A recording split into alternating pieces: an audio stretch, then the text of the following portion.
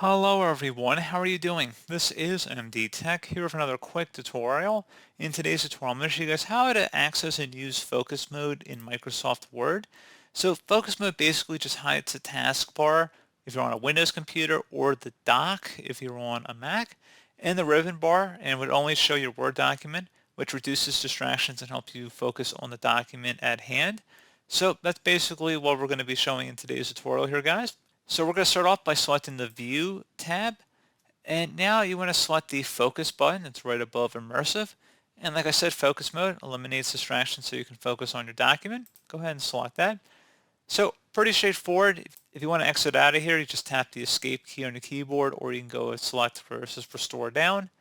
And there you go, guys. Pretty straightforward process. And as always, thank you for watching. Do hope I was able to help you out, and I do look forward to catching you all in the next tutorial.